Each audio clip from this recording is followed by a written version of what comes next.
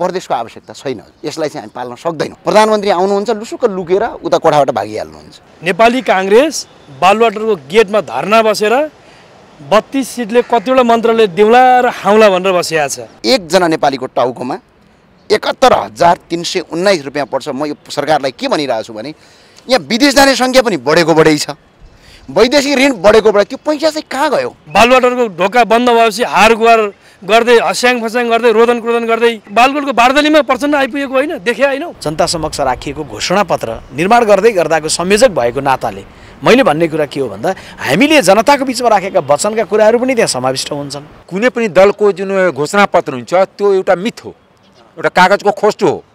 कुनै पनि दल आफ्नो घोषणापत्रमा अडिग हुँदैन। हिजो जातका नाममा राजनीति गर्ने अहिलेको सत्तापक्ष माओवादी साथीहरू होइनन्? जातका नाममा राज्य दिन्छु भन्दै हिँड्नु भयो होइन उहाँहरूले? तर आज जातका नाममा राज्य दिँदाखेरि त अलि जवाफ दिनु पऱ्यो नि त।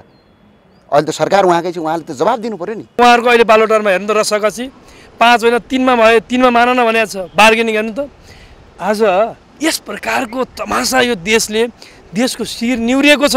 गृह मन्त्रालय त माओवादीले राख्छ। जुन 32 जना मन्त्री प्रधानमन्त्री हुनुहुन्छ, नारायण काजीजीको चर्चा छ। रगतको खोला बगाउन सजिलो हुन्छ, आँसुको थोपा सुकाउन गाह्रो हुन्छ। आवाज विहीनको आवाज हो संसद भवन भने। यहाँ कहीँ नउठेका कुरा संसदमा उठाउनुपर्छ। तर त्यही सभामुखलाई घेराबन्दी गर्ने हो भने त्यो आवाज कसरी उठ्छ? त्यसो भने त सरकारले जीवन लाग्यो त्यही गरे भयो। जुन अभिमत हामीले पाएका छौँ, जुन हाम्रो हैसियत छ संसदमा आज, त्यो अनुसारको शक्ति बाँडफाँड हुन्छ। यो गठबन्धन भत्काउने यसका लागि हामी कुनै खेल गर्न पर्दैन। उहाँहरू आफै भित्र मक्किएको अवस्थामा हुनुहुन्छ। राजनीतिक दलहरू पद र सदनको लागि यति लालायत छन् कि विभिन्न झ्यालढोकाहरूबाट छिर्ने प्रयास छिरेका छन्। बालुवाटार आज सत्ता मन्त्रालयको लुछा चुडीमा तमासा गरेर बसिरहेका छ। न्यायपालिकाको नेतृत्व प्रधान न्यायाधीश, कार्यपालिकाको नेतृत्व प्रधानमन्त्री अनि व्यवस्थापिकाको नेतृत्व सभामुखलाई अङ्कुश लगाउने, खुट्टा हात बाँध्ने कुरा यो वास्तवमा लोकतान्त्रिक हुन सक्दैन। 10 वटा दलले बार्गेनिङ गरेर एक अर्काले आफ्नो अस्तित्व र मेरो मार्केट सेयर धेरै छ है भनेर राजनीतिक मार्केट सेयर दाबी गरिरहेको ठाउँमा हामीले त्यो हाम्रो तर्फबाट त्यो दाबी आवश्यक नठानेको हो। हाम्रो त 33% मात्र हेरे कि हामी 100% चाहिँ महिला जानुपर्छ भन्ने माग चाहिँ हाम्रो हो। गठबन्धनको कारणले गर्दाखेरि अलिकति घट्न सक्छ। हाम्रो देश कस्तो देश बनिएको छ भने शरीरमा लगाएको कोट फेर्न नपाउँदै सरकार फेरिन्छ। यस्तो अस्थिर सरकार छ। यो अस्थिर सरकार भएको समयमा सभामुखलाई चाहिँ अहिले पावरलेस बनाउन खोजिँदैछ। सभामुखलाई चाहिँ पावरलेस बनाइयो भने त विधेयक त सरकारले जे चाह्यो त्यही पारित गर्न सजिलो हुने भयो। त्यो कारणले गर्दाखेरि कोही हुँदै नभएका विधिहरू प्रक्रियाहरू अवलम्बन गर्न खोजिएको छ। र अर्को कुरा चाहिँ त्यो भावनाले चाहिँ यो सभामुखलाई जसरी अहिले पावरलेस बनाउन खोजिएको छ यो चाहिँ नगरियोस्। किनकि सभामुख चाहिँ पावरफुल हुनुपर्छ। त्यो भएपछि मात्र सभा हामीले यो आवाज विहीनको आवाज हो संसद भवन भने। यहाँ कहीँ नउठेका कुरा संसदमा उठाउनुपर्छ। तर त्यही सभामुखलाई घेराबन्दी गर्ने हो भने त्यो आवाज कसरी उठ्छ? त्यसो भने त सरकारले जीवन लाग्यो त्यही गरे भयो। त्यो भएको कारणले गर्दाखेरि सभामुखलाई यस्तो परिस्थितिमा अगाडि नबढाउँ। र अर्को चाहिँ मिटर ब्याजको जो कुरा अहिले आएको छ, आज पनि उठेका छन् कुरा, कानुन बनेको छैन, कानुन बनाउने तयारी हुँदैछ। र मिटर ब्याजीहरू जसरी मिटर ब्याजीहरू अहिले त त्यो त बाहिर तराईमा देखियो। यहाँ पहाडमा त कस्तो छ भने घर घरको समस्या हो यो। आज ब्लाइन्ड चेकमा सिग्नेचर गर्न लगाइएको छ, जबरजस्ती मान्छेलाई मुद्दा हालिएको छ। यो सबैको छानबिन गरेर राज्यले तत्काल यिनीहरूलाई कारबाही गरोस् र यसलाई चाहिँ धेरै रूपमा अगाडि नबढाओस्, तत्काल कारबाही गरोस्। यही छ आजको विषयवस्तु र अरू केही छैन। अब यही छ। दुई महिना बढी भयो सरकार गठन भएको, तर 1-2 वटा मात्रै विधेयक गए। हो यो विधेयक त एउटा पनि गएन नि, जस्तो कर्मचारी विधेयक त्यही हो। यो भयो भने सरकार चाहिँ के छ भने अब एकैजनाले 18, 19, 20 वटा मन्त्रालय सम्हाल्नु परेको छ। र अहिले यो सभामुख संसद भवन हो कि यो तपाईँको आज खुल्ला मञ्च हो यो जस्तो अवस्था छ। मन्त्रीहरू जवाबदेही नै छैनन्।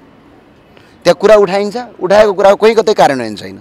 त्यही भएर नियमावलीमा त लेखेका छौँ हामीले 7 दिनभित्र जवाब दिनुपर्छ। त्यो जिम्मेवारी अहिले मन्त्रीहरूले गरेका छैनन्। प्रधानमन्त्री आउनुहुन्छ लुसुक्क लुकेर उता कोठाबाट भागिहाल्नुहुन्छ। उहाँले पारित गर्नुपर्ने विधेयक उहाँ हुँदै उहाँका अर्का मन्त्रीजीले प्रस्तुत गरिदिनुहुन्छ। यसले के गरेको छ भने जे गरे पनि हुन्छ। प्रधानमन्त्री भाग्नुहुन्छ? अस्ति त भाग्नु नै भयो त्यहाँ। किनभने त्यो विधेयक प्रधानमन्त्रीले प्रस्तुत गर्नुपर्ने थियो। रेखा शर्माजीले मन्त्रीज्यूले चाहिँ थिएन, सञ्चार मन्त्रीज्यूले त्यो विधेयक उहाँले पारित गर्नुपर्नेमा उहाँ चाहिँ लुसु भागेर उता जानुभयो। त्यतिखेर नेकपा एमालेका माननीयज्यूले नि भन्नुभयो प्रधानमन्त्री हुँदाहुँदै त्यो विधेयक अरूले नपढाउँ भन्नुभयो। यस्ता अराजक गतिविधि गैर राजनीतिक गतिविधिहरू संसदमा देखा परेका छन्। जस्तो अहिले त मिटर ब्याजी त राज्य नै देखिएको छ, नागरिकलाई दोहोरो तेह्रो करले एकदम शोषित गरिरहेछ हैन। जस्तै यहाँ मैले एउटा रिपोर्ट छ हजुरको है, मैले आज तपाईँलाई सुनाउनै पर्ने जस्तो लाग्यो। यो एउटा रिपोर्ट छ, अचम्म यो धेरै साथीहरूले भन्नुहुन्छ नि यो व्यवस्था उत्तम उत्तम भन्नुहुन्छ नि, म एउटा रिपोर्ट पढेर देखाउँछु। 2065-66 सालभन्दा पछाडि 2065-66 सालमा 2,19,965 जना विदेश गए। त्यसै गरी 2066-67 को आर्थिक वर्षमा 2,94,094 जना विदेश गए। रेकर्डेड है, अनरेकर्डेड होइन, यो दर्ता भएर। त्यसै गरी 2067-68 मा 3,54,716 जना गए। त्यसै गरी 2068-69 मा 3,84,665 जना गए। त्यसै गरी 2069-70 मा यो सङ्ख्या बढेर 4,50,889 जना विदेश गए। आर्थिक वर्ष यो अघिल्लो आर्थिक वर्षमा मात्रै झन्डै तपाईँको अघिल्लो आर्थिक वर्षभन्दा अगाडि 70-71 मा 5,27,814 जना विदेश गए। त्यसै गरी गत आर्थिक वर्ष मात्रै 69-80 मा 79-80 मा 6,30,097 जना युवा विदेश गए। यो मैले किन सुनाइरहेको छु भने अब हेर्नुहोस् ऋण कति ल्याएका छौँ हामीले। 2072 मा नेपालको वैदेशिक ऋण चाहिँ 5 खर्ब 45 अर्ब छ। 2074 मा आइपुग्दाखेरि यो 8 खर्ब 43 अर्ब छ भने 2077 मा यो आइपुग्दाखेरि 15 खर्ब 89 अर्ब 46 करोड छ भने अहिले यसको आज चाहिँ 20 खर्ब 80 अर्ब रुपैयाँ छ। अहिलेको डेटमा कोही पनि नेपाली जन्मिनभन्दा अगाडि एकजना नेपालीको टाउकोमा 71,319 रुपियाँ पर्छ। म यो सरकारलाई के भनिरहेको छु भने यहाँ विदेश जाने सङ्ख्या पनि बढेको बढै छ, वैदेशिक ऋण बढेको बढे, त्यो पैसा चाहिँ कहाँ गयो? यदि त्यो पैसा उद्योग कल कारखानामा लगानी गरिदिया भइदिया भए विदेश जानेको सङ्ख्या त बढ्दैन थियो नि त। त्यो भए हुनाले पहिला गाडीको इन्जिन परिवर्तन गरेपछि बल्ल असल ड्राइभर भए पनि पुग्छ। यो व्यवस्थाले मुलुक तपाईँको धराशयी बनाउँछ। प्रधानमन्त्रीले अहिले 4 अर्ब खर्ब ऋण फेरि अनुदानका लागि अपिल गर्नुभएको छ। अब हुँदै हुँदै गयो भने 25-26 खर्ब यही वर्ष पुग्छ। अबको 5 वर्ष पछाडि यो कर झन्डै 40 खर्ब पुग्छ। यो 40 खर्ब पुग्यो भने हाम्रो देशको अर्थतन्त्र श्रीलङ्का भन्छ अनि मुलुक तपाईँको पुरै धराशयी हुन्छ। आज रोजगारी छैन, सबै छैन, परदेश पालेका छौँ। यति धेरै खर्च भएको छ कि यसले गर्दा मुलुक पुरै आज धराशयी भएको यो रिपोर्ट मैले बुझाएको जस्तो माननीयज्यू। अब यो त्यो भएन केही साथीहरूले के सबैबाट पहल हुन्छ। जस्तो अहिले नै हामीले हेर्यो भने यत्रो देश टाँट पल्टिन लागिसकेको छ, तर यहाँ माननीयज्यूका गाडीहरू हेर्नु भने यति धेरै छन् कि त्यो आवश्यक भएर हो कि नभएर हो कि होइन, तपाईँ पनि त्यसमा एउटा प्रयोग गर्नुहुन्छ। तपाईँको निजी नै किन नहोस्, त्यो त तपाईँ हामीले त खरिद गरेर ल्याउने हो नि त, राज्यको पैसा त बाहिरिन्छ। तपाईँ पेट्रोल इन्धन पनि हामी खरिद गरेर ल्याउँछौँ। मितव्ययिता भन्ने कुरा चाहिँ त्यो कसले चाहिँ गरिदिनु पर्छ? अनि यसको दुईवटा कुरा, जस्तै प्रशासनिक खर्च आज कति छ यो देशमा? जस्तै हामीले 884 जना सांसद पाल्छौँ, प्रदेश सरकार पाल्छौँ, प्रदेशका मन्त्री पाल्छौँ, त्यति नभएर तपाईँको त्यहाँका कार्यालय सहयोगी पनि पाल्छौँ। हामी कहाँ चाहिँ सांसद 105 जना भए पनि पुग्छ वास्तवमा भन्ने हो भने। मुलुक धेरै ठुलो छैन हाम्रो मुलुक जनसङ्ख्याका आधारमा हेर्ने हो भने भारतको उत्तर प्रदेशभन्दा धेरै कम छ भने हामीले कस्तो किसिमको व्यवस्था ल्यायौँ त? सम्झिनुहोस् न एकछिन। यस्तो व्यवस्था ल्यायौँ कि जहाँ खर्चै खर्च। आज झगडा भइराखेको छ पूर्वमा, हेर्नुहोस् त। हिजो जातका नाममा राजनीति गर्ने अहिलेको सत्तापक्ष माओवादी साथीहरू होइनन्, जातका नाममा राज्य दिन्छु भन्दै हिँड्नु भयो होइन उहाँहरूले। तर आज जातका नाममा राज्य दिँदाखेरि त अलि जवाफ दिनु पऱ्यो नि त। अहिले त सरकार उहाँकै छ, उहाँले त जवाफ दिनु पऱ्यो नि। भने यसरी दाजुभाइ बिचमा कन्फ्लिक्टहरू गराउने, हामी कुन जातको त्योसँग मलाई महत्त्व लाग्दैन। संघीयता खारेज हुनुपर्छ भन्ने प्रदेश त संघीयता भने स्थानीयता त आवश्यक छ, प्रदेशको आवश्यकता छैन हजुर। यसलाई चाहिँ हामी पाल्न सक्दैनौँ। प्रदेश कहीँ पहिचानसँग जोडिएको छैन। हस्, धन्यवाद। अब तपाईँहरू प्रमुख प्रतिपक्षी दल होइन, प्रमुख प्रतिपक्षी दल पनि निरीह जस्तो भयो, सबै कुरामा सरकारले अङ्कुश लगाउन थाल्यो भनेर जनताले प्रश्न गरिरहेछ। के भन्नुहुन्छ? होइन, यो प्रश्न अब कतातर्फ सोचिया भन्ने हो। हेर्नुहोस् केमा नेकपा एमाले के विषयमा आफ्नो भूमिका कसरी देखाउनु पर्थ्यो एकताली भनिदिनु होला यहाँहरूले, त्यसपछि मैले कम्तीया पनि विषयमा सभामुखको अधिकार कटौतीका सवालहरू अनेकन सवालहरू छन् नि, जनजीविकाका सवालहरू। सुन्नुहोस्, नेकपा एमाले एउटा प्रतिपक्षको बेन्चबाट सरकारलाई आज हामीले देखिरहेका छौँ बालुवाटारमा देशको भविष्यका बारेमा चिन्ता गर्नुपर्थ्यो, बेरोजगार युवाहरूको बारेमा चिन्ता गर्नुपर्थ्यो, किसानहरूको मलहातका बारेमा चिन्ता गर्नु पर्थ्यो। उद्योग धन्दा वास्तवमा चौपट अवस्था छ, त्यसको बारेमा चिन्ता गर्नु पर्थ्यो। तर बालुवाटार आज सत्ता मन्त्रालयको लुछा चुणीमा तमासा गरेर बसिरहेका छ, त्यो विषय हामीले सदन मार्फत उठाएका छौँ। अर्को कुरा, सदनको पहिलो दल भन्ने नेपाली काङ्ग्रेस बालुवाटारको गेटमा धर्ना बसेर 32 सिटले कतिवटा मन्त्रालय देउला र हाउला भनेर बसिया छ। नागरिकहरूले सडकमा बोल्न पाएको छैन, नागरिकको सडकमा बोल्न पाउने अधिकार कुण्ठित भएको छ। लोकतन्त्रको मसिया भन्ने काङ्ग्रेस सरकारमा छ, तर जनताले आज सडकमा नागरिकले आफ्नो भावना सरकार समक्ष पोख्न पाउँदैन। सुरक्षाकर्मी लगाएर मुख थुन्ने काम भएको छ सदन मार्फत। नेकपा एमाले सांसदहरूले खबरदारी गरिरहेको छ। अर्को कुरा, आज सरको एउटा चाहिँ मिटर ब्याज पीडितहरू काठमाडौँमा छ। अविलम्ब समस्याको समाधान गर्नका लागि नेकपा एमालेका सांसदहरूले, सत्तापक्षका सांसदहरूले पनि यो विषयमा जोडतोडका साथ उठाउनु भएको छ। हामीले राष्ट्रका मुद्दाहरूलाई दृढताका साथ उठाइरहेका छौँ। जहाँसम्म तपाईँले जहाँसम्म म टुङ्ग्याउन चाहन्छु, जहाँसम्म सभामुखको अधिकार कटौती कुरा छ, म तपाईँलाई भन्न चाहन्छु, हामीले सर्वसम्मतिबाट यो हाउसबाट नियमावली प्रतिनिधि सभा नियमावली मसौदा समिति बनायौँ। त्यो समितिको म एउटा सदस्य पनि हुँ। हामीले सर्वसम्मतिबाट त्यो नियमावली बनायौँ, सदनमा पेस गऱ्यौँ। टेबल हुँदै सैद्धान्तिक छलफल हुँदै केही संशोधनहरू परेको छ। म तपाईँलाई भन्न चाहन्छु, संशोधनमा कतिपय विषयहरू सभामुखका केही अधिकारहरू कटौतीका विषय अर्थात् कार्यव्यवस्था परामर्श समितिले निर्णय गरेपछि त्यो निर्णयका आधारबाट मात्रै सभामुख चल्ने भन्ने कुरा पनि संशोधनमा आएको छ। म यति भन्न चाहन्छु, सभामुख हाउसको नेता हो, leader of the house, head of the institution. एउटा रेफ्रीको भूमिकामा हुनुहुन्छ। रेफ्रीलाई सिटी कतिखेर बजाउने नबजाउने भन्ने कुरा पूर्व निर्णय गरेर पठाउने कुरा त्यो राम्रो हुँदैन। न्यायपालिकाको नेतृत्व प्रधान न्यायाधीश, कार्यपालिकाको नेतृत्व प्रधानमन्त्री अनि व्यवस्थापिकाको नेतृत्व सभामुखलाई अङ्कुश लगाउने, खुट्टा हात बाँध्ने कुरा यो वास्तवमा लोकतान्त्रिक हुन सक्दैन। संसदीय मूल्य मान्यता अनुरूप हुँदैन। त्यसकारण म तपाईँलाई यति विश्वास दिलाएर भनौँ, हामी 19 गते हाउस बोलाएको छ। त्योभन्दा अगाडि हामी छलफल गर्छौँ। 19 गतेको बैठकमा सर्वसम्मतिबाट यो नियमावली पास गर्छौँ। यसको आधारमा हाउसलाई विभाजित गर्दैनौँ। अब यही अवस्थाको बिचमा नेकपा एमाले अब सरकारबाट त बाहिरिएको छ, यो त जगजाहेर कुरा रह्यो। तर फेरि पनि सरकारमा जाने सम्भावनाका छिद्रहरू देख्नुहुन्छ कतै रेखा? सिम्पल कुरा, टाढा नजानुहोस् न। 32 सिटले देशको नेतृत्व गरिराखेका छ। नेकपा एमाले समानुपातिमा पहिलो विजय शक्ति हो। सत्ता शक्ति प्रभाव, पैसाका प्रभावले गर्दा 10 सिट मात्रै अगाडि हो काङ्ग्रेस सिङ्गो गणितमा संसदभित्र। नेकपा एमाले आज प्रतिपक्षमा छ। प्रतिपक्षमा बसेर देशको पक्षमा, सार्वभौमिकताको पक्षमा, राष्ट्रियता अखण्डताको पक्षमा र संविधान कानुनका लागि बनाउनु पर्ने दर्जनौँ कानुन निर्माणको पक्षमा यो सदनमा दृढताका साथ भूमिका खेल्छ। र निकट भविष्यमा लामो समय कुर्न पर्दैन, हामी फेरि आउने गरी प्रतिपक्षमा छौँ। अहिले यो कति समय लाग्यो? यो अब हेर्नु, यो ज्योतिषी जस्तो नभन्नुहोस्। हामी नेकपा एमाले सिम्पल अनुमान लाउन के सकिन्छ भने 32 सिटले प्रधानमन्त्री, हेर्नुहोस् आज संसदीय राजनीतिबाट भद्दा मजाक भएको छ। पहिलो दल बालुवाटार ढोकेर 7वटा मन्त्रालय होइन हजुर मलाई 8वटा देऊ, 8वटा होइन हजुर 10वटा 9वटा भन्दै हिँडिया छ। पहिलो दोस्रो कोही प्रतिपक्ष बस्ने स्वाभाविक हुन्छ, तर पहिलो दल दोस्रो दल सरकारको नेतृत्वभन्दा बाहिर रहने, तेस्रो चौथोले सरकारको नेतृत्व गर्ने, यो संसदीय राजनीतिको भद्दा मजाक हो। यसले स्थिर राजनीति, स्थिर सरकार दिने कुरामा वास्तवमा काहीँ न काहीँ व्यवधान निर्माण गर्छ।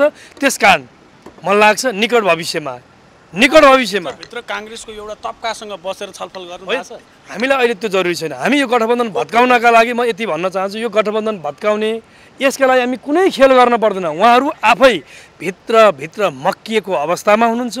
राष्ट्रपतिको निर्वाचनदेखि उपराष्ट्रपतिको नोमिनेसनसम्म आउँदा एउटै गठबन्धनबाट 3 जना उम्मेदवार। त्यसकारण म भन्नु, अहिले हेर्नुहोस् त रसाकसी भन्नुहुन्छ नि 5 वर्ष हामीले यो गठबन्धनलाई टिकाउँछ। ठिक छ, उहाँहरू निर्वाचनलाई नै भन्नुभएको थियो नि। अस्ति मङ्सिर 4 गतिको निर्वाचनमा त्यही भनेर एमालेलाई हरानी बनाउँछु भनेर गएको होइन र? देख्यौँ त पौष 10 गतेसम्ममा त बालुवाटारको ढोका बन्द भएपछि हार गुहार गर्दै, हस्याङ फस्याङ गर्दै, रोदन क्रोदन गर्दै बालकोटको बारदलीमा प्रचण्ड आइपुगेको होइन, देखे होइनौँ? त्यसकारण लामो समय कुर्न पर्दैन। तर हामीलाई शुभकामना के दिन्छौँ भने तपाईँहरू 5 वर्ष टिक्नुहोस् नै भन्छौँ। तर उहाँहरूको अहिले बालुवाटारमा हेर्नु त रसाकसी 5 होइन 3मा भयो 3मा मान न भनेको छ बार्गेनिङ गर्नु त। आज यस प्रकारको तमासा यो देशको शिर निहुरिएको छ। 3 महिना भयो संसद 2 पटक विश्वासको मत देशले लाज मानेको छ। यो परिस्थिति कसले बनाएको छ? त्यसकारण यही अवस्थाको बिचमा उपनिर्वाचन वैशाख 10 गते, अब एकातर्फ त ठुलो गठबन्धन छ, तपाईँहरूले चाहिँ कोसँग गठबन्धन? होइन, हामी जनतासँग गठबन्धन गर्छौँ, जनतासँग गठबन्धन गरेर निर्वाचन जान्छौँ, जनताको म्यान्डेट भयो जितेर आउँछौँ संसदमा। अब हामी 80 सिट हुन्छ, अहिले 79 छ, 1 बढ्छ। यति कुरा तपाईँले उपनिर्वाचन त धेरै ठाउँमा हुँदैछ, जम्मा 1 बढ्छ। मैले भने चितवनको लगायत जहाँ हुने छ भएका ठाउँमा सबै बढ्दै आउँछ, 1 बढ्दै जाने हो नि। 79 छ, 80 हुन्छ, 81 हुन्छ, बढ्दै जाने हो। 1 सिट चाहिँ हामीले जित्छौँ भन्ने तपाईँलाई विश्वास छ? ठिक छ, एमाले जित्छ। कति जित्छ भन्न सकिँदैन। अब जनताको हातमा छोड्न पर्यो नि यो कुरा, जनतालाई भरोसा गरौँ। हस्, धन्यवाद, नमस्कार। हस्, धन्यवाद। होइन, यसको दुईटा पाटोले तपाईँहरूले विश्लेषण गर्नुपर्छ। जुनसुकै सरकारका प्रधानमन्त्री चाहन्छन् कि सबै मन्त्रालय खाली भएर एक्लै चलाउने, त्यो पहिलादेखि परम्परा। पहिला पनि शेरबहादुरजीको सरकार बन्दाखेरि जम्मा 4वटा मन्त्री शपथ ग्रहण गरेका थिए सुरुमा। काङ्ग्रेसका 2 जना तत्कालीन माननीय बालकृष्ण खाँ र ज्ञानेन्द्र कार्की र माओवादीको 2 जना पम्फा भुषाल र जनार्दन शर्मा र 2-3 महिना त्यो बेला पनि सरकार बनेन। अहिले पनि किनकि हाम्रो नेपालमा के हुन्छ, सिस्टमले चलाउनु चाहँदैन। हामी के चाहन्छौँ? मोनोपोली चाहन्छ। त्यो मोनोपोली त हुकुमी शासनको सुरुवात राणाबाट भएर अहिलेसम्म गणतन्त्रमा पनि लागू छ। किनकि जति मन्त्रालय धेरै प्रधानमन्त्री हुन्छ त्यति प्रधानमन्त्रीको पावर इन्जोय हुन्छ। मन्त्रीहरू त आफ्नो काम गर्न थाल्छ, फेरि त्यो कोलिसनमा त के हुन्छ भने प्रधानमन्त्रीभन्दा बढी आफ्नो दलको नेताप्रति लोयल हुन्छ। जैसे काङ्ग्रेसको मन्त्री जो जाला अथवा जसपाको जाला अथवा समाजवादीको जाला, त्यो त आफ्नो पार्टीको अध्यक्षप्रति बढी लोयल हुन्छ। आज त पुरै देश प्रचण्डको हातमा छ नि सबै मन्त्रालय, उहाँलाई मजा आयो। त्यस कारणले उहाँले पनि हतार गर्नुभएको छैन, स्वाभाविक हो, मानवीय त्यो गुण हो। दोस्रो, बनाउँदाखेरि हामीलाई केही चाहिँदैन, हामी एकदम निशर्त बनाइरहेछौँ। तर बनिसकेपछि हुन्छ नि, गाई दुहुँदाखेरि कति दुहुने, जति सकिन्छ त्यति उसको थानमा अलिकति पनि दुध बाँकी नरहोस्। र सबैलाई देश बनाउनुको लागि होइन, कमाउनुलाई राम्रो मन्त्रालय चाहियो। यहाँ मन्त्रालय त सबैलाई गृह किन चाहियो, अर्थ किन चाहियो, भौतिक योजना किन चाहियो, ऊर्जा किन चाहियो। त्यो एउटा कुरा त्यो हो। हाम्रो राजनीति त्यतातिर पनि बढी केन्द्रित छ। दोस्रो, हामी कहिले पनि सिस्टममा गएन, सिस्टम बसाउन चाहेन, कुन पद्धतिमा जाने। र कोलिसन पनि कहिले पनि सिद्धान्तविहीन कोलिसन भयो। नेपालमा जहिले पनि सिद्धान्तविहीन कोलिसन। स्वतन्त्रहरूको टिमबाट 1 जना मन्त्री बन्ने भन्ने छ, तपाईँ बन्ने सम्भावना चाहिँ कति छ? त्यो मलाई थाहा छैन, मसँग यस बारेमा केही कुरा भएको छैन। अहिले प्रधानमन्त्रीसँग होइन, प्रधानमन्त्री अन्य बारेमा कुरा भएको छ, तर यस विषयमा छलफल भएको छैन, मसँग त भएको छैन। काङ्ग्रेसले कतिवटा मन्त्रालय प्राप्त गर्छ? अब काङ्ग्रेसको कतिवटा मन्त्रालय पाउँछ? मैले त सुन्दाखेरि 7वटा पाउँछ कि 7वटा मन्त्रालय, एउटा राज्य मन्त्री हो। अब त्यो त अब डिटेल प्रधानमन्त्रीले होला, तर मैले सुन्दाखेरि उहाँहरू 9वटा दावा गरेका छ, 7वटा प्रधानमन्त्रीले अफर गर्नुभएको छ। गृह मन्त्रालय त माओवादीले राख्छ। को भन्दैछ गृह मन्त्री? त्यो त माओवादी अध्यक्ष चर्चाको सुर्खीमा को छ? अब चर्चाको सुर्खीमा को छ? अब अहिले जुन भौतिक योजना मन्त्री प्रधानमन्त्री हुनुहुन्छ नारायण काजीजीको चर्चा छ।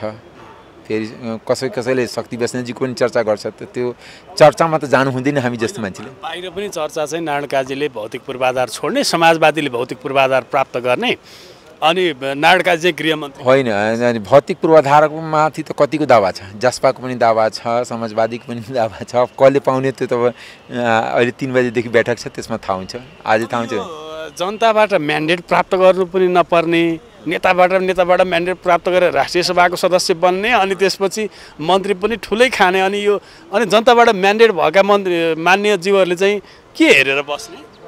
एउटा कुरा तपाईँलाई के हुन्छ भने जनताबाट यो सिस्टम जुन तरिकाले चलिरहेछ यो धर्मराउँदो सिस्टम छ। नारायण काजी त राष्ट्रिय सभा सदस्य हो नि आजको दिनमा, हैन?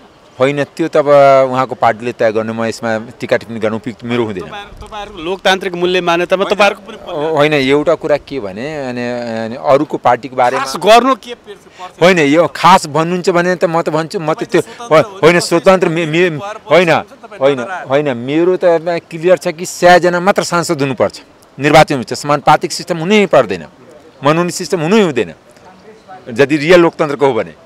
रियल लोकतन्त्र भनेको त जनता हो नि, जनता प्रधान हो। लोक मतलब जनता र तन्त्र भनेको प्रधान, जनता प्रधान हुनुपर्छ, जनताबाट चुनिएर आउनु पर्यो जोसुकै हुँदाखेरि। तर यहाँ जनताको त के हुन्छ नि, जनता प्रधान छैन, यहाँ दल प्रधान छ, नेता प्रधान छ। यो जुन हाम्रो तन्त्र छ जसलाई गणतन्त्र छ, यो नेता प्रधान तन्त्र हो, जनता प्रधान होइन। बडो अफसोस तपाईँले भन्नुभयो 2074 को निर्वाचनमा बाबुराम भट्टराईसँग 7000 बढी मतान्तरले पछारिएर आएका व्यक्ति चाहिँ नारायण काजी, जो राष्ट्रिय सभाको पछि। व्यक्तिगत टिका टिप्पणी मसँग नलिनु, यसमा म केही टिका टिप्पणी गर्दैन। यो हुँदैन व्यक्तिगत टिका टिप्पणी। हामी सैद्धान्तिक कुरा गर्ने, राज्यको कुरा गर्ने, अब राजनीतिक मूल्य र मान्यताको पक्षमा त तपाईँ त राजनीतिक मूल्य मान्यता, तर व्यक्ति केन्द्रित त म बोल्दैन नि। व्यक्तिलाई म किन होइन, मेरो एकदम क्लियर तपाईँले भनिसकेँ कि वास्तवमा अहिलेको जुन अर्थतन्त्रको अवस्था छ यो मेरो विचारले धान्दैन देश। जुन तरिकाले प्रदेशदेखि स्थानीय तहदेखि केन्द्रमा लुट छ र राजनीतिक दल र नेता कार्यकर्तामाथि खर्च छ, राज्यको जुन दोहन छ, यसले धेरै दिनसम्म मुलुकलाई धान्न सक्दैन। यति मात्र म भन्न सक्छु। आर्थिक अवस्था सुधार गर्न के गर्नुपर्छ सर? आर्थिक अवस्था सुधार गर्नलाई राजनीतिक अनावश्यक खर्च कटौती गर्नुपर्छ। अनावश्यक नियुक्ति जुन सल्लाहकारको नाउँमा, विज्ञको नाउँमा, अब हरेक मुख्यमन्त्रीलाई किन प्रेस सल्लाहकार चाहियो, के को लागि चाहियो? हरेक कानुनी सल्लाहकार किन चाहियो? हरेकलाई यो जुन दोस्रो कुरा, हरेक प्रदेशमा योजना आयोग किन चाहियो? एउटा कुरा के भने यो प्रदेशहरूमा जुन 7वटा मन्त्रालय 11वटा फोडेर बनाउने, 20वटा फोडेर बनाउने जुन कार्य भागबन्डाको राजनीति जबसम्म रहन्छ तबसम्म देशको अर्थतन्त्र ठिक जाँदैन। यो अहिले भागबन्डाको राजनीतिले देशको अर्थतन्त्रलाई अनि झन् खोक्लो बनाउँछ र आउने दिनमा आर्थिक दुर्घटना हुन्छ। प्रधानमन्त्री बोआओ सम्मेलनमा जानु भएन, यसले अब रणनीतिमा कूटनीतिक सम्बन्धमा के प्रभाव पर्छ? एउटा कुरा के भने प्रधानमन्त्री किन जानु भएन यसको जवाब प्रधानमन्त्रीले दिनुहुन्छ। तर हाम्रो देशको भू राजनीतिक अवस्था छ, शक्ति सन्तुलनलाई गुमाउनु हुँदैन। शक्ति सन्तुलन त गुम्यो नि अब नगएपछि। अब त्यो त उहाँ यो त यसको जवाब प्रधानमन्त्रीले दिनुहुन्छ। चीनको राजदूतले आएर निमन्त्रणा दिनुभएको थियो। अब यसको जवाब त सम्बन्धित व्यक्तिले, प्रधानमन्त्रीजी आउनुहुन्छ भोलिपर्सि। तपाईँको विश्लेषण के हो? होइन, मैले त एक लाइनमा भने, मैले त्यही विषयको विद्यार्थी हो। हाम्रो देशको शक्ति सन्तुलन गुमाउने कुनै पनि सरकार नेतालाई छुट छैन देशको जो भू राजनीतिक अवस्था हेर्दाखेरि। यदि हुँदाखेरि प्रधानमन्त्री भारत परस्पर लम्पसार भएको देख्छु, हेर्नुहोस् त। अब त्यो बारेमा पनि म टिका मैले एउटै कुरा बताउँछु, युक्रेनको एकातिर टिल्ट हुँदाखेरि भू राजनीतिक सन्तुलन गुमाउँदाखेरि नै त्यहाँ युक्रेनको अवस्था आयो। नेपालको अवस्था युक्रेनमा अस्ति संसदमै बोलिसकेका थियौँ, विश्वास मतको दिन तपाईँ मेरो भिडियो हेर्नुहोस् कि हामी भू राजनीतिक सन्तुलन कायम राख्नुपर्छ। किनकि हामी दुईटा ठुला छिमेकीको बिचमा छौँ। दुईटा ठुला छिमेकीसँग सन्तुलन कसरी कायम गर्ने र कसरी हामी आफ्नो देशको विकास आर्थिक गतिविधि बढाउने, देशको जनतालाई कसरी खुशहाल गर्ने, कसरी हामी आर्थिक समृद्धि गर्ने, कसरी रोजगारी दिने, त्यसमा केन्द्रित हुनुपर्छ। तपाईँहरू स्वतन्त्र सांसदहरू मुलुकको चाहिँ कूटनीतिक अवस्था सुधार हुनुपर्छ, देशले चाहिँ अवलम्बन गरेको यो असंलग्न परराष्ट्र नीति पञ्चशीलको सिद्धान्त चाहिँ यथावत रहनुपर्छ भनेर बोल्ने ठाउँमा अब सत्तासीन भइसक्नुभयो प्रधानमन्त्रीका विषयमा तैँचुप मैचुप होइन। एउटा कुरा के भने आज अहिले तपाईँले मेरो सुन्नुभयो कि सुन्नु भएन, 1 मिनटको समयमा सुन्ने समय बोलेको थिएँ कि सरकारले नै 3टा ब्याज कायम गरेको छ। मिटर ब्याज, सेन्टिमिटर ब्याज, मिलिमिटर ब्याज। अनि मिटर ब्याज जो साहु महाजनले गाउँमा दिन्छ, सेन्टिमिटर ब्याज जसले लघुवित्तले दिन्छ, सहकारीले दिन्छ 24% 18%मा। मिलिमिटर ब्याज जुन 12-13-14% अहिले ब्याङ्कले दिइरहेछ त्यो त। मिलिमिटर ब्याज ठुला साहुहरूलाई छ, ठुला उद्योगिक घरानाहरूलाई छ, व्यापारीहरूलाई छ। सेन्टिमिटर ब्याज मजदुरलाई छ र मिटर ब्याज आम जनता गरिब जनतालाई छ। त्यो यो त व्यवस्था त राज्यले गर्छ। राज्यले त्यहाँ ब्याङ्किङ सिस्टम किन जनतामा पहुँच पुऱ्याएन, जनतालाई ब्याङ्कबाट किन ऋण उपलब्ध हुँदैन, त्यसको दोषी त राज्य हो नि। खालि साहु महाजनले पानी माथि भन्नु भने पन्छिने कुराले त हुँदैन नि। राष्ट्र ब्याङ्कले पोलिसी बनाउन सकेन। आज हेर्नु त वित्तीय संस्थाको चरको ब्याज दरको मारमा मान्छेहरू आत्मदाह गरेका छन् यही संसद भवन। म सरकारलाई दोषी दिन्छु, सरकारको त एउटा निकाय हो राष्ट्र ब्याङ्क। सरकार पोलिसी बनाउन सकेन, सरकारले पोलिसी बनाएको भए राष्ट्र ब्याङ्कले सुख पाउँछ, उसले त पोलिसी इम्प्लिमेन्ट गर्नुपर्छ। प्रधानमन्त्रीलाई यतिका कुराहरू थाहा छ, थाहा नभएको विषय होइन। तर प्रधानमन्त्रीले राष्ट्र ब्याङ्कको गभर्नरलाई नीति बनाउन किन पठाउनुहुन्न? होइन, एउटा कुरा तपाईँलाई होइन, एउटा कुरा के भने हरेक प्रधानमन्त्री, एउटा नेपालको कुनै पनि प्रधानमन्त्री आजसम्म बलियो प्रधानमन्त्रीमा देखेको छैन। एकचोटि देख्ने रहर पनि थियो कि जो नेपाली जनताको हित र नेपालको हितको लागि एउटा बलियो प्रधानमन्त्रीको खोजी छ, जो आजसम्म मैले देखाएको छैन। तपाईँले देख्नु भएको छ, मलाई लगाएर नभन्नु होला। निश्चित व्यापारीहरूको गोलचक्करमा फस्नु भयो भनेर भन्छन् नि, घरानिया व्यापार होइन। यसै कारण त मैले यही संसदमै भनेको थिएँ कि प्रधानमन्त्री, राष्ट्रपति, प्रधान न्यायाधीश, आइजी ठुलाको घरको अगाडि सीसी क्यामेरा राखौँ न, त्यसको मोनिटर राखौँ न अति खुला मञ्चमा, कि आम जनताले पनि भन्छ कि कोसँग भेट्यो, किन भेट्यो।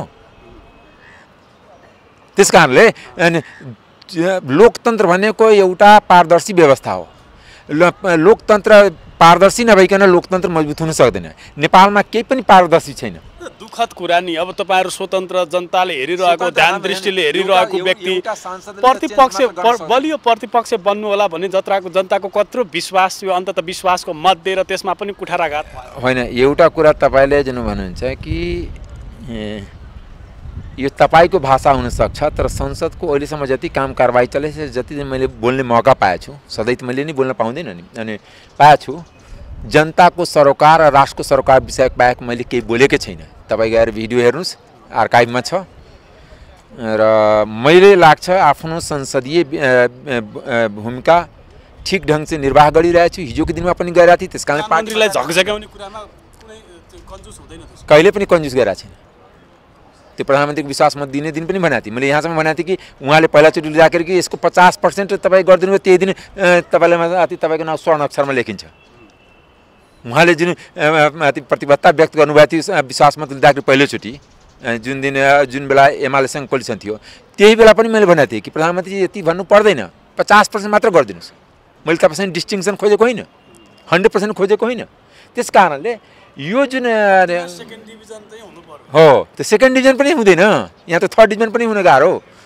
त्यसै कारणले अनि कुनै पनि दलको जुन घोषणापत्र हुन्छ त्यो एउटा मिथ हो, एउटा कागजको खोस्टो हो। कुनै पनि दल आफ्नो घोषणापत्रमा अडिग हुँदैन। जनतालाई धुलो छर्नलाई घोषणापत्र बनाइन्छ। समय दिन भइहाल्यो थियो। तर अब अहिले तत्कालै उपनिर्वाचन पनि आएको र फेरि विशेष गरी यो गठबन्धनका जो हामी त अब गठबन्धनमा छैनौँ, त्यो गन्ने हिसाबमा हामीले सरकारलाई विश्वासमा दिएको गठबन्धनभित्र आफै पनि कुराहरू नमिलिसकेको अवस्था र हामी उपनिर्वाचनमा केन्द्रीकृत भइरहनु पर्ने भएको कारणले हामीले ठ्याक्कै टुङ्ग्याएको चाहिँ छैन। दुईटा बहस पनि बाहिर आयो, एउटा उपनिर्वाचन पछाडि जाने कि अगाडि जाने भन्ने। त्यसमा अब विशेष गरी नेपाली काङ्ग्रेस, माओवादी लगायत प्रधानमन्त्री स्वयंले पनि राजसपासँगै सरकारमा हुनुपर्छ भन्ने उहाँहरूको सद्भाव त छ। तर हाम्रो अहिलेको चाहिँ नि आवश्यकता अलि बढी, फेरि यो उपनिर्वाचन हाम्रो लागि अलि महत्त्वपूर्ण छ, तपाईँलाई थाहा छँदैछ।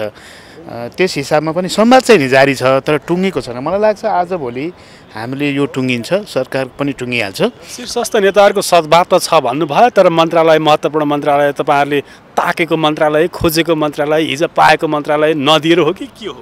होइन, त्यो त ठ्याक्कै होइन। अहिलेको परिस्थिति चाहिँ त्यस्तो होइन।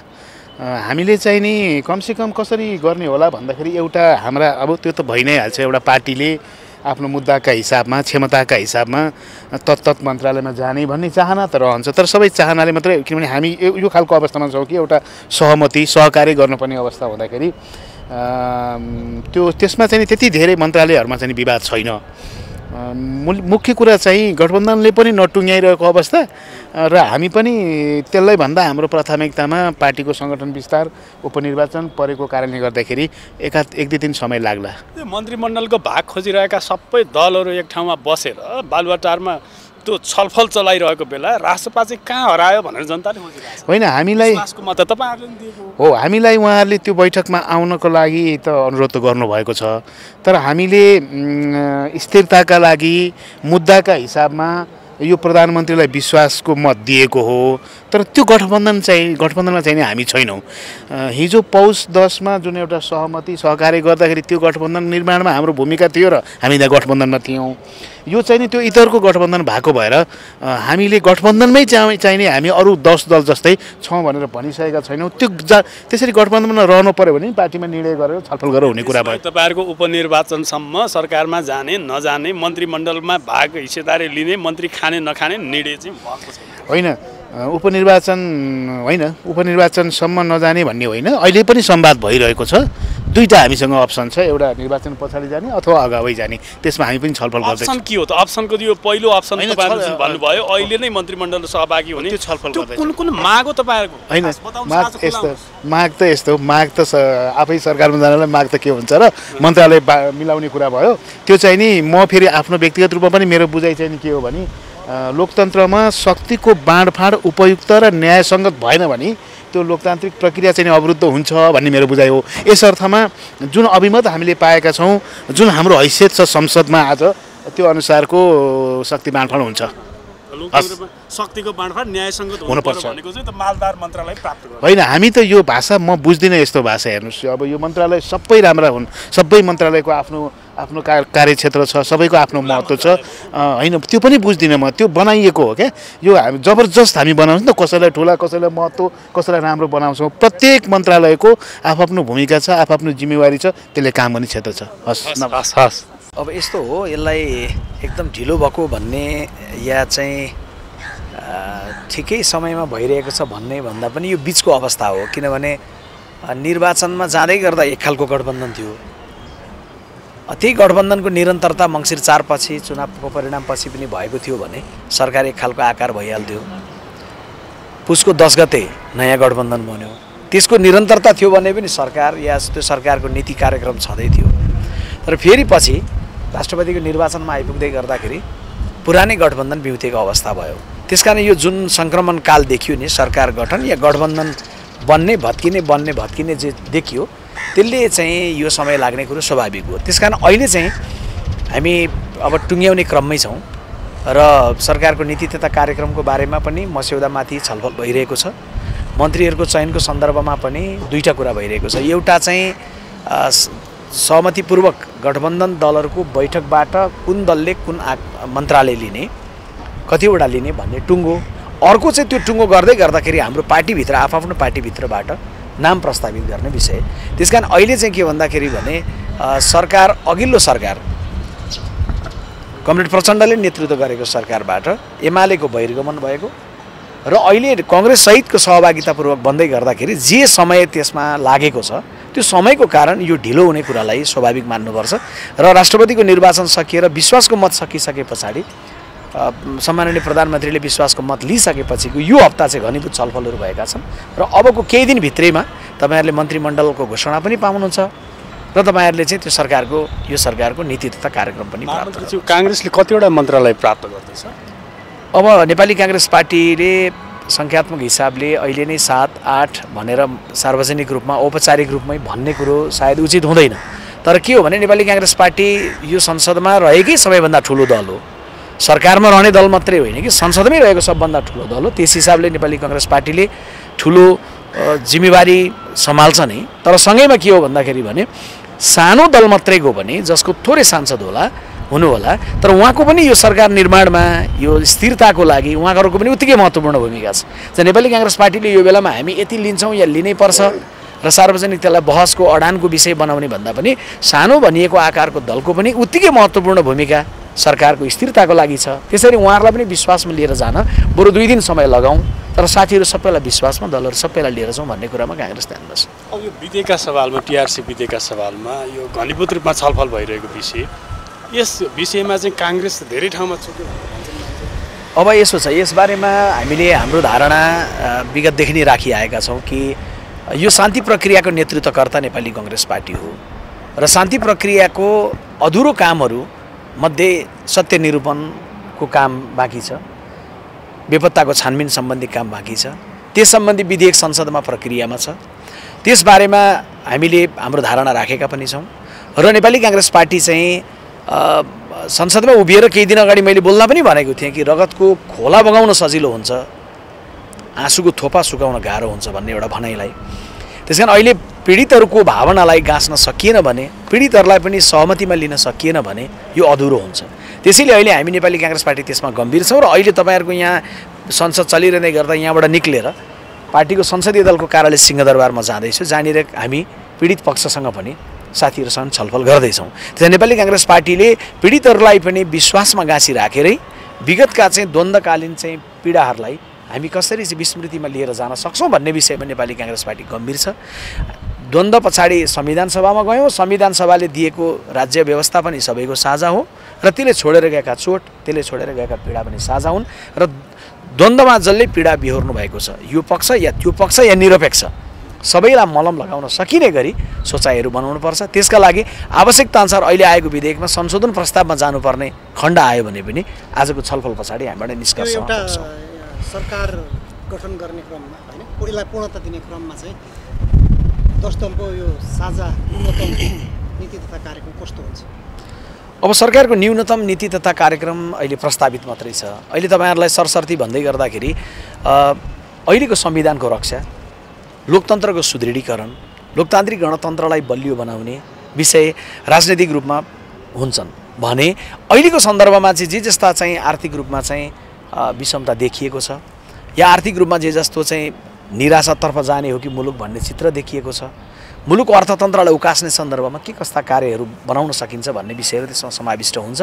नेपाली काङ्ग्रेस पार्टीको गएको निर्वाचनमा सार्वजनिक गरिएको जनता समक्ष राखिएको घोषणापत्र निर्माण गर्दै गर्दाको संयोजक भएको नाताले मैले भन्ने कुरा के हो भन्दा हामीले जनताको बिचमा राखेका वचनका कुराहरू पनि त्यहाँ समाविष्ट हुन्छन्, तर सँगैमा साझा रूपमा कार्यक्रम भएको हुँदाखेरि अरूका भावना पनि समेटिँदै गर्दा कतिपय हाम्रा पर्लान्, कतिपय अरूका पर्लान्, तर सारमा भन्दै गर्दा लोकतन्त्रको सुदृढीकरण, संविधानको रक्षा, जनताको जीविकाको विषयलाई तीव्रतर ढङ्गले कार्य गरेर कसरी जान सकिन्छ भन्ने सन्दर्भमा कतिपय अल्पकालीन, कतिपय दीर्घकालीन विषयहरू त्यसमा आर्थिक अवस्था एक अत्यन्त विकराल स्थिति छ। यो स्थितिको बिचमा अर्थ मन्त्रालय काङ्ग्रेसले सम्हाल्ने चर्चाको बिचमा त्यो पात्र को हो त? यो आजको आर्थिक जटिलतालाई सम्हाल्न सक्ने पात्र को पठाउँछ काङ्ग्रेस?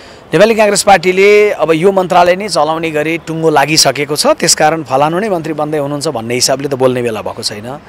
विधिवत रूपमा टुङ्गो लागिसकेपछि नेपाली काङ्ग्रेस पार्टीले अर्थ मन्त्रालयमा जसलाई पठाउनेछ या अर्को मन्त्रालयमा जो पठाउनेछ सम्भव भएसम्म हामी भूगोलको, समावेशिताको, पार्टीभित्रका फरक विचार समूहहरूको अनि विषयमा राख्ने योग्यता समेतलाई दृष्टिगत गरेर पठाउँछौँ र अर्थ मन्त्रालयको सन्दर्भमा पनि हामीले पठाउने व्यक्तित्वले अहिलेको अर्थतन्त्रलाई नजिकबाट बुझेको, यसको चुनौतीलाई बुझेको, यसलाई हल गर्नका लागि पार्टीले सोचेका दृष्टिकोण, विज्ञहरूले सोचेका दृष्टिकोण र उहाँ समेतको योग्यताबाट भोलि चाहिँ हामी एउटा राम्रो ढङ्गले ड्राइभ गर्ने ढङ्गले नै लिएर जान सक्ने खालको प्रस्ताव लिएर प्रकाश शरण महतको नाम चर्चामा छ।